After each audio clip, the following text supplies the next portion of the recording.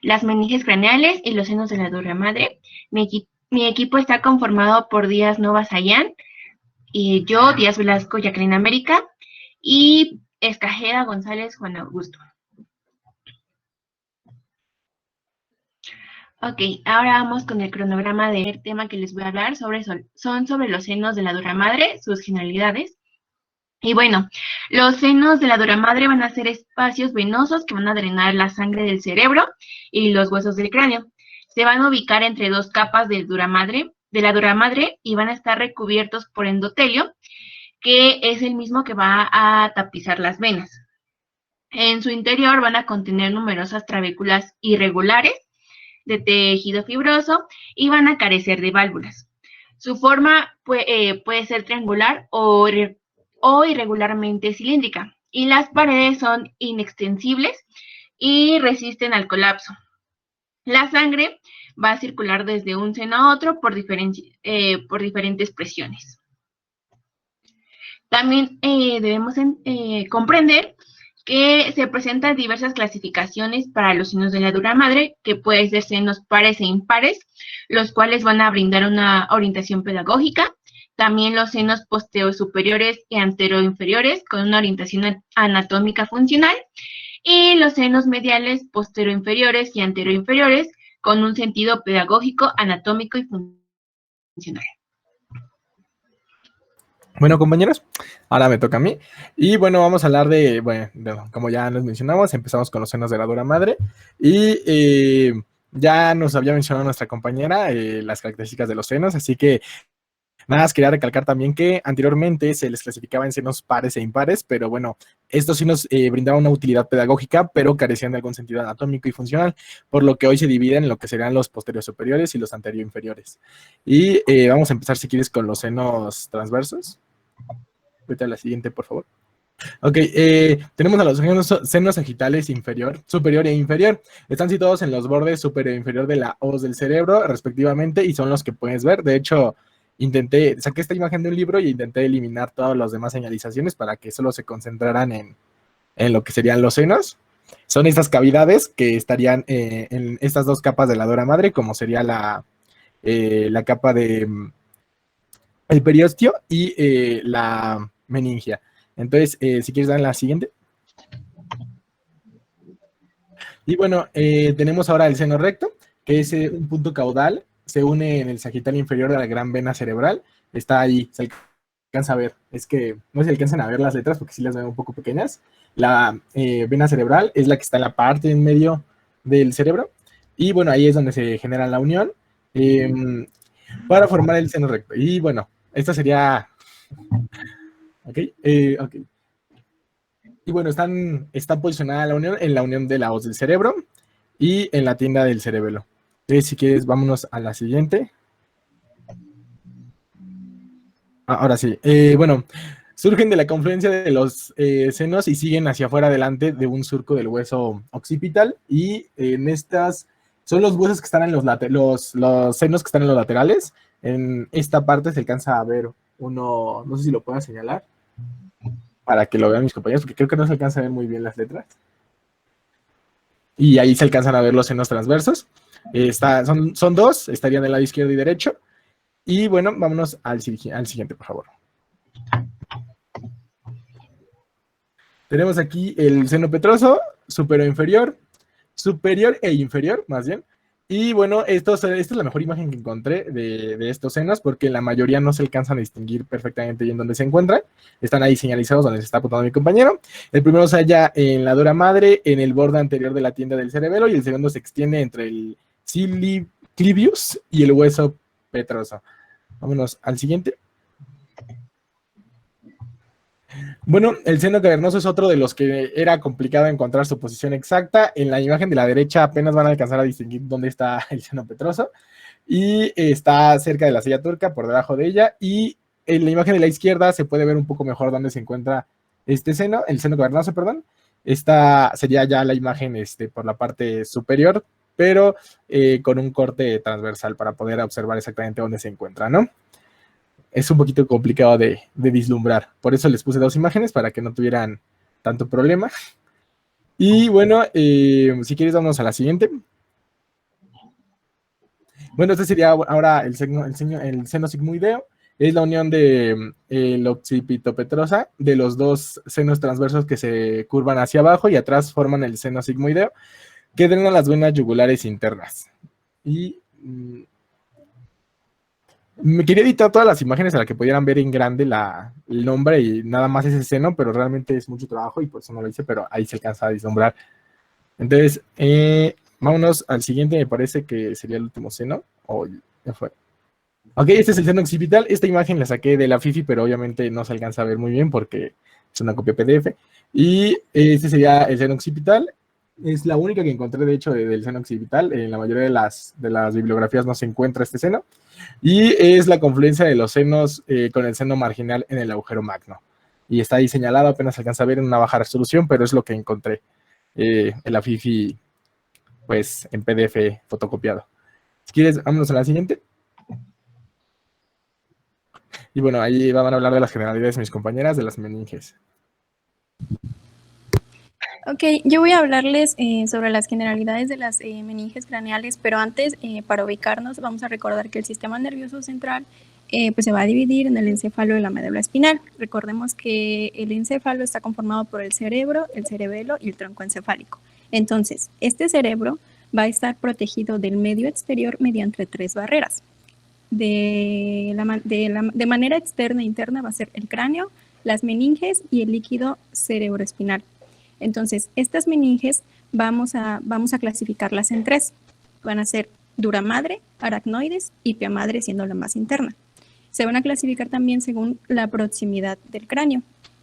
Van a estar separadas entre sí por unos espacios que también deben su denominación a la posición en la que se encuentran entre las 2 capas. Por ejemplo, el espacio epidural va a ser aquel que se va a encontrar entre la dura madre, que va a ser la capa más externa, y el cráneo óseo.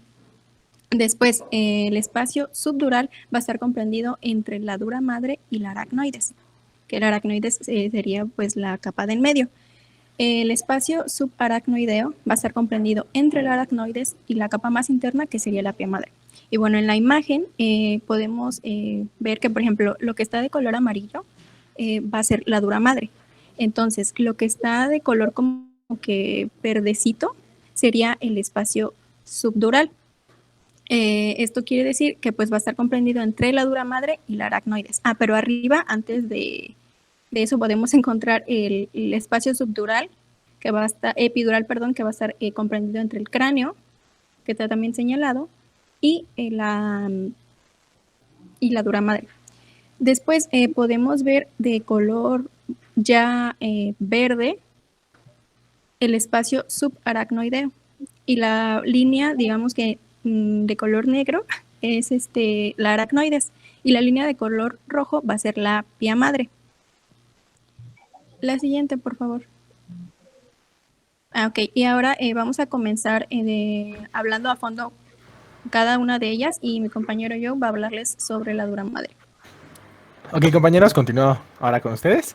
La dura madre sería la capa más gruesa de las meninges. Está formada en su mayoría de tejido conectivo denso y regular y tiene abundantes fibras de colágeno tipo 1. Está vascularizada, como podrán ver que 2 de ellas están vascularizadas y una no lo está. Ahorita hablan de eso mis compañeras. Las capas serían la capa perióstica y la capa meningia. La capa perióstica se le llama así porque hace referencia al periósteo, porque va a tener formación de células osteoblastos y fibroblastos. Serían osteoprogenitoras las células que podrían salir de esta capa. Y bueno, sabemos que los senos durales estarán entre la capa perióstica y la meningia. Bueno, también tenemos que decir que forman esta capa forma ciertas estructuras que son muy importantes para nosotros. Entre estas estructuras tenemos la haz del cerebro, la tienda del cerebelo. También la tienda del cerebelo sería dividir el cerebelo del lóbulo occipital, y el diafragma ciliar.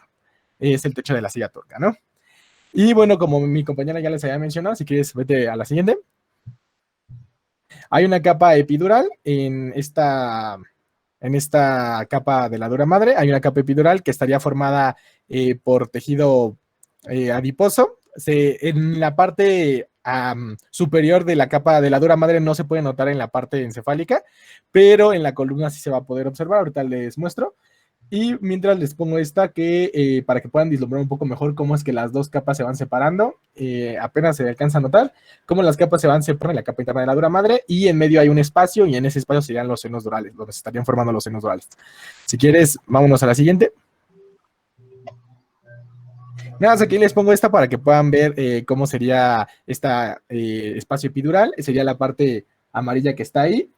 Y bueno, esta parte también es importante porque hay ciertos tipos de anestesia epidural, que se inyecta en esa área, ¿no?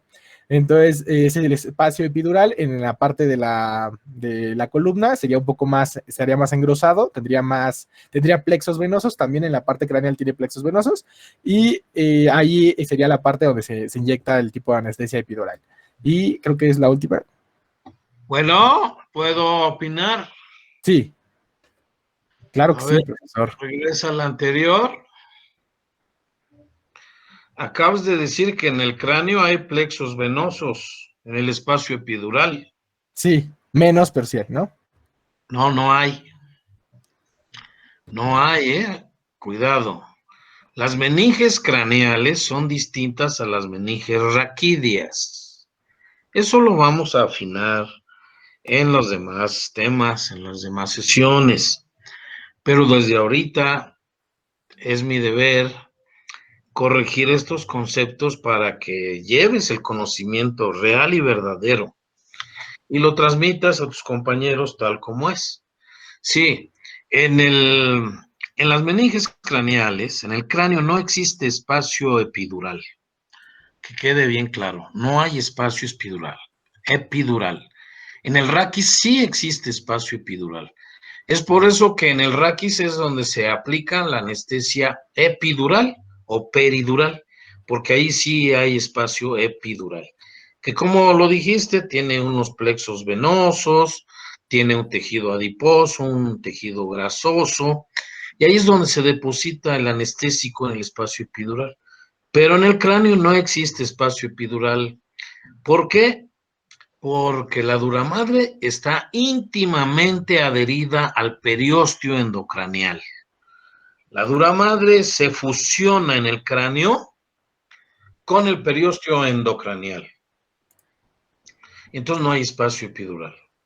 Cuando se despega la duramadre se forma un espacio, es decir, no existe espacio epidural real como existe en el raquis, ¿verdad? Se puede formar el espacio por desprendimiento de la duramadre y de hecho cuando nosotros hacemos la disección tenemos que despegar los huesos, tenemos que levantar la bóveda o calvaria y al levantarla el periósteo endocranial se queda pegado a la duramadre craneal, a la duramadre, porque no se puede despegar.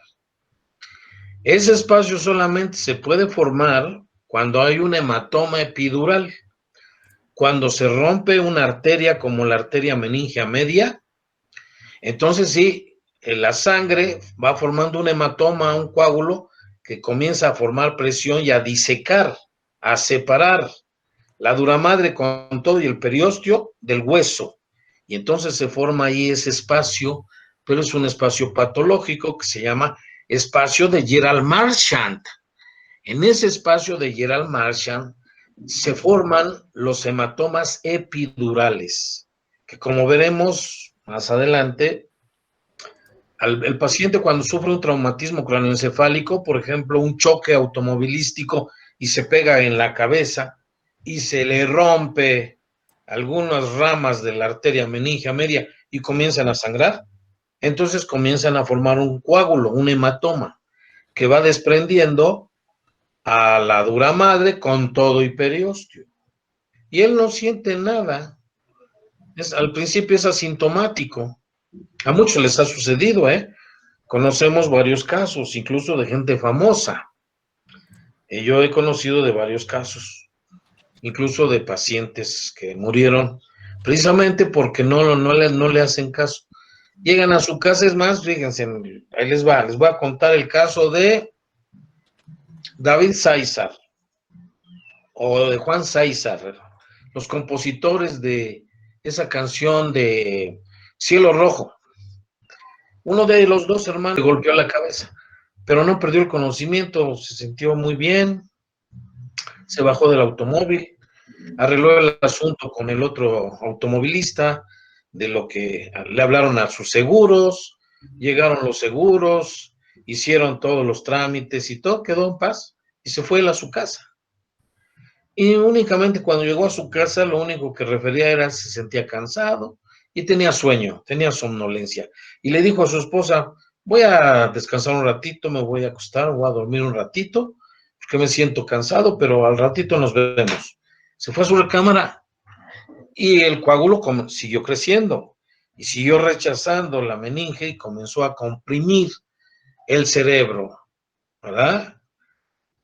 Al comprimir la corteza, pues este joven, este señor, no estaba muy viejo, pues comenzó a entrar en estado de coma.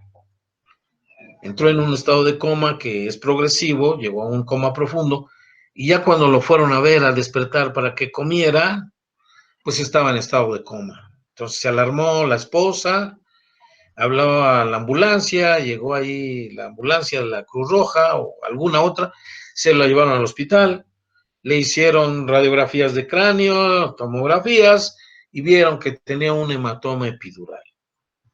Lo quisieron operar para drenar el hematoma, pero era demasiado tarde. Se murió de eso, uno de los hermanos César. Entonces vean ustedes cómo en el cráneo no existe espacio epidural. Solamente se puede formar por un hematoma, por una hemorragia epidural. Hay hemorragias epidurales, subdurales, subaranoideas, etcétera. En varios sitios pueden haber hemorragias, incluso intraparenquimatosas. Entonces, como te digo, para que lleves un buen conocimiento en tu futuro como médico, en el cráneo no existe espacio epidural. En donde sí existe es en el raquis, por eso es que ahí se pone la anestesia epidural. En las anestesias raquídeas existen dos tipos de anestesia. La anestesia epidural y la anestesia que le llama raquianestesia. La raquianestesia, el vulgo la conoce como raquia, dice, me aplicaron la raquia. La raquianestesia consiste en que el anestésico, el agente anestésico, se va a depositar en el espacio subaracnoideo, en donde hay líquido cefalorraquídeo.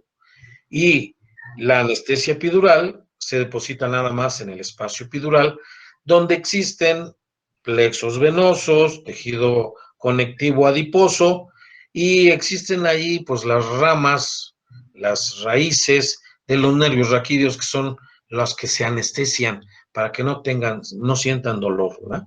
El paciente puede estar consciente y le pueden estar haciendo una cirugía, vamos a decir, de pelvis, de abdomen bajo, y no hay ningún problema, ¿no? Por ejemplo, en una apendicectomía, pues no hay que dormir al paciente totalmente con una anestesia endovenosa o por inhalación, sino que se aplica un bloqueo epidural y se anestesia la parte inferior del abdomen y se puede hacer muy bien la apendicectomía, ¿eh? Entonces, se los comento para que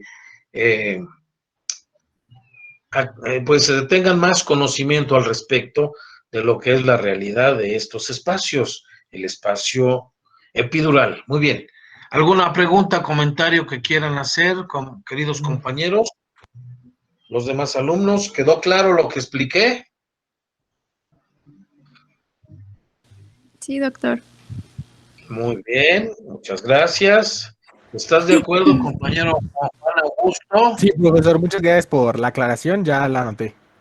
Perfecto, muy bien. Además, tengo que aclararles porque si en el examen vamos a suponer que en el examen vengan preguntas al respecto, pues quiero que las contesten bien, ¿verdad? Porque no quiero que reprueben. A mí no me gusta que los reprueben porque yo considero que mis clases son tan claras y que ustedes son unos jóvenes inteligentes, bien dotados, que pues no tienen por qué reprobar. Y además, como se dedican estudian y cumplen, bueno, yo pienso que van a sacar buenas calificaciones.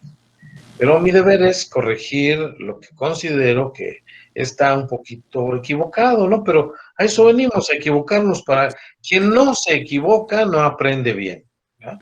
Precisamente aprendemos de nuestros errores. Los errores nos hacen ser cada vez mejores, porque corregimos los errores y entonces ya no fallamos. Siguiente. ¿Alguna pregunta, compañera Sayan Díaz? No. Muy bien, perfecto. Entonces continuamos con el tema, continuamos. Vale, entonces, esa sería la última diapo y ya sería aracnoides. Les dejo con mi compañera. Ok, vamos a comenzar hablando de las generalidades del aracnoides y vamos a tener que es una lámina que va a ser impermeable y que va a contar con células propias. Estas células propias van a ser llamadas meningoblastos. Y bueno, ya lo había mencionado también cuando di las generalidades de las meninges, que esta particularmente se va a situar entre la pía madre, internamente hablando, y la dura madre de manera externa. Esta va a formar puentes sobre los surcos en la superficie del cerebro. Y bueno, tanto su superficie externa como interna se van a hallar recubiertas de células mesoteliales aplanadas. La siguiente, por favor. Ok, vamos a hablar de los espacios relacionados al aracnoides, que van a ser subdural y el subaracnoideo. Recordamos también que el subdural va a ser el espacio que se encuentra entre la dura madre y la aracnoides. El subaracnoideo iba a ser el espacio entre la aracnoides y la pía madre, la capa más interna. Este espacio subaracnoideo tiene gran importancia porque va a estar lleno del líquido cefalorraquídeo y posteriormente voy a hablarles sobre la circulación y las características de este. En esta parte se van a localizar las arterias y las venas cerebrales, así como los pares craneales. La siguiente, por favor. Ok, el líquido cefalorraquídeo pues va a ser un líquido claro que se va a producir en los plexos coroideos en el interior de los ventrículos laterales, el tercero y el cuarto del cerebro. Y ahora, su circulación va a comenzar cuando sale del interior del sistema ventricular del cerebro a través de orificios en el techo del cuarto ventrículo. Y de este modo va a penetrar en el espacio subaracnoideo. Entonces, desde este lugar circula tanto hacia arriba, sobre las superficies de los hemisferios del cerebro, como hacia abajo, alrededor de la médula espinal. El espacio subaracnoideo espinal se va a extender caudalmente hasta la segunda vértebra sacra. Entonces, finalmente, el líquido va a penetrar al torrente sanguíneo y va a pasar al interior de las vellosidades aracnoideas y se van a difundir a través de sus paredes. La siguiente, por favor. Ahora vamos a hablar de las cisternas subaracnoideas. Su origen consiste en la amplitud de estos espacios subaracnoideos va a variar. Y el tejido que los conforma, el tejido subaracnoideo, no va a seguir en todas partes a la pía madre. Entonces, el encéfalo va a pasar de un punto a otro por medio de un puente. Esta situación va a originar que un espacio se amplíe y precisamente van a ser estas cisternas aracnoideas, así surgen.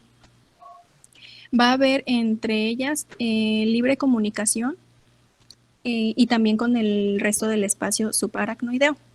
Y bueno, por lo ya mencionado, entonces podemos decir que la aracnoides y la pía madre van a estar separados para formar las cisternas subaracnoideas.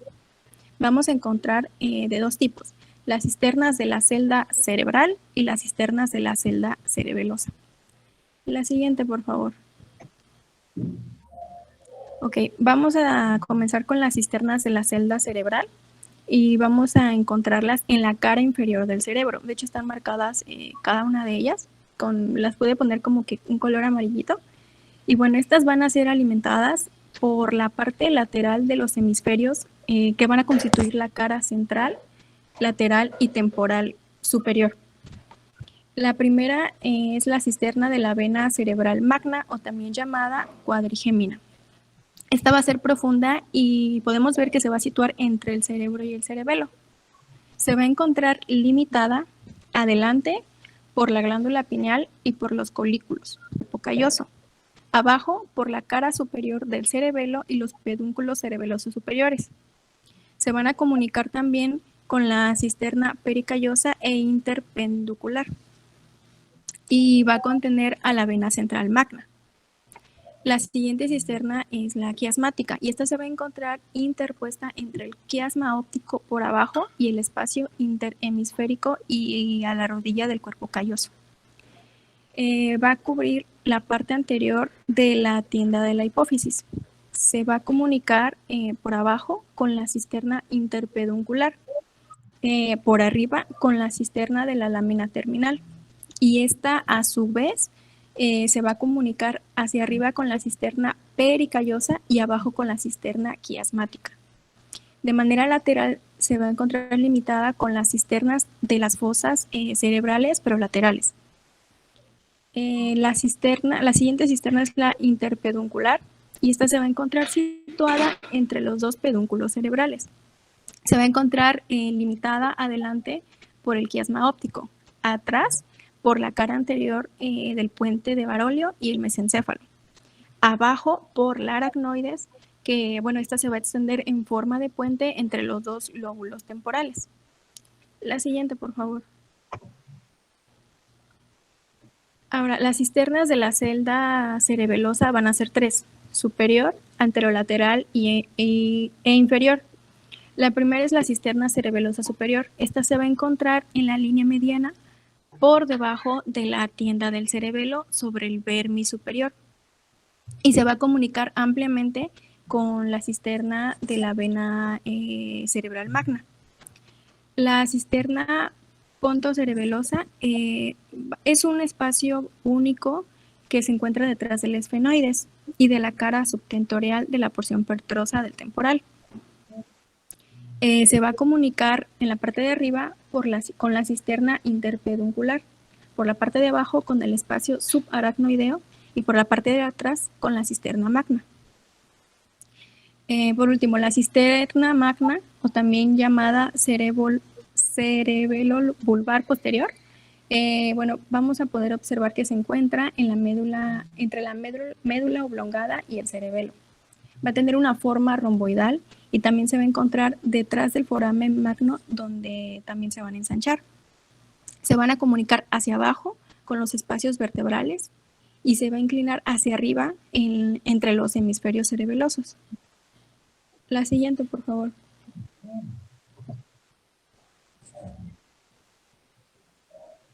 Ok, pues vamos a tener que en ciertas áreas la aracnoide se va a proyectar en la parte interior de los senos venosos para que formen las vellosidades aracnoideas. Estas vellosidades aracnoideas va a ser el lugar donde el líquido cefalorraquídeo va a entrar al interior del torrente sanguíneo. Y de estas agregaciones aracnoideas, estas, bueno, ya se van a denominar granulaciones aracnoideas, que van a ser numerosas a lo largo del seno sagital superior. La siguiente, por favor. Bueno, ahora yo les voy a hablar de la pía madre. ¿Sí me escuchan bien? Sí. ¿Sí? Bueno, ahora, ¿qué es la pía madre? Bueno, la pía madre va a ser una membrana transparente y delgada que va a estar adherida de forma estrecha al tejido cerebral. Va a estar compuesta de tejido conectivo laxo que va a pertenecer de las meninges y que se va a encargar de proteger tanto al cerebro como a la médula espinal. Por lo que este es el mecanismo de defensa del cuerpo contra presiones internas y sustancias dañinas que provengan del exterior. Además, va a ser la membrana más interna en comparación con la aracnoides y la dura madre. Bueno, ¿qué hace la pía madre? La pía madre junto con la dura madre y la aracnoides, lo que van a hacer en la cavidad craneal y en la columna vertebral va a ser crear unas capas resistentes que van a impedir la introducción de agentes nocivos, como ya lo había mencionado, hacia el cerebro y la médula espinal. Otra de sus funciones va a ser que se va a encargar de la producción del líquido cefalorraquídeo, así como también van a ser las únicas zonas del sistema nervioso capaz de tener y percibir sensaciones dolorosas. ¿Y dónde se encuentra? Bueno, esta membrana en particular va a ser la que se encuentra más cercana al cerebro, como se puede mostrar en la imagen. Primero está el cuero cabelludo, el perósteo, el osteo, bueno, aquí le dicen el oso, la dura madre, el aracnoides, la pía madre y el cerebro. Se va a encontrar a la proximidad y la que va a contener los vasos sanguíneos que entran al espacio en donde se localizan las partes del sistema nervioso central. Y es por eso que existen dos, la raquídea que va a rodear a la médula espinal y la craneal que se va a ubicar en la cabeza. Ahora los tipos, como ya lo había mencionado, van a ser dos tipos que se van a encontrar en el cuerpo de la pía madre, va a ser la craneal y la espinal. Bueno, la pía madre espinal, como lo dice su nombre, se va a encontrar en la médula espinal y se va a encargar de envolver toda la médula espinal de arriba hasta abajo. Y la pía madre craneal, que es la que nos interesa en este momento, aunque su composición va a ser casi idéntica a la pía madre espinal, sus funciones se van a adaptar mejor a las características morfológicas del encéfalo. Dentro de sus funciones de la pía madre va a ser la irrigación del sistema nervioso, la cual se va a encargar de proporcionar un soporte físico para las venas y arterias y capilares que van a pasar del medio externo a irrigar los tejidos del sistema nervioso central. Así, por su presencia de las neuronas y células gliales pueden sobrevivir gracias a la combinación de oxígeno y de nutrientes que se les va a llegar a través de la sangre. La segunda función va a ser la generación de líquido cefalorraquídeo, el cual de la pía madre van a emerger las telas coroideas, las cuales a su vez van a germinar los plexos coroideos, lugar en donde se va a segregar el líquido cefalorraquídeo. La tercera función va a ser un molde para la médula espinal, en el caso de la pía madre de la médula espinal, la cual va a consistir en la consistencia y la forma de la médula espinal para hacer una estructura anatómica que sea propensa a deformarse. La pía madre va a contribuir a evitar que esto ocurra y se va a encargar de que todo quede en su sitio y a la vez, por su función como molde, también va a evitar que ésta se alargue debido a la gravedad. Va a crear un filtro, de cual va a servir de un modo similar a la de la barrera hematoencefálica. La pía madre va a también servir para intentar evitar ciertas partículas y sustancias indeseadas para que pasen en contacto con las neuronas y las células gliales del sistema nervioso central. Esta protección va a ser más cuantitativa, es más cuantitativa que cualitativa, ya que por sí misma la pía madre no bloquea de forma perfecta el paso de elementos concretos, sino que limita la difusión de estos. La quinta función de la pía madre va a ser que deja un espacio entre el sistema circulatorio y el sistema nervioso. La pía madre va a ser muy permeable, pero a la vez es suficiente densa como para crear una separación entre el sistema nervioso y los vasos sanguíneos. Esto va a hacer que ciertas proteínas y partículas puedan cruzar entre ambos medios, ascendiendo o descendiendo desde o hacia el espacio subaracnoideo. Y la sexta función va a ser sensorial asociada al dolor. El sistema nervioso central no dispone de sensores del dolor, pero la pía madre sí, que está en contacto con ellos. Eso hace que ciertos accidentes como las hernias discales generen dolor, permitiéndoles saber que hay algo en nuestro organismo que funciona mal. Ahora, como ya les había explicado un poco Sayan sobre el espacio subaracnoideo, va a ser aquel que se va a encontrar entre la aracnoides y la pía madre, el cual va a estar ocupado por líquido cefalorraquídeo. Sus principales arterias van a dividir la aracnoides de la pía madre, que va a recubrir por completo el cerebro. La aracnoides y la pía madre van a estar conectadas por delgadas fibras de tejido, que son las trabéculas aracnoideas. La pía madre, junto con una estrecha extensión del espacio subaracnoideo, va a acompañar los vasos que entran por el encefálico. Este también se va a conocer como espacio perivascular o espacio de Virchow-Robin. Ahora, ¿qué lesiones pueden afectar la pía madre? La patología más conocida y más común que afecta tanto a la pía madre como la aracnoides como la dura madre va a ser llamada meningitis, que se va a caracterizar por un cuadro inflamatorio en estas regiones, con consecuente aparición de fiebre, rigidez de nuca, dolor de cabeza, debilidad y presencia de episodios de delirio. Esta condición es diagnosticada mediante estudios médicos y una prueba que ayuda a identificarla en el signo de Brudzinski. Y bueno, la siguiente lesión que puede afectar a la pía madre es la ruptura de los vasos, los cuales dará lugar a un sangrado subaracnoideo, o sea, entre la dura madre y la aracnoides. Este padecimiento puede ser consecuencia de un traumatismo en la cabeza, anormalidades congénitas de la estructura vascular o presión arterial alta. Bueno, ¿hasta aquí alguna duda?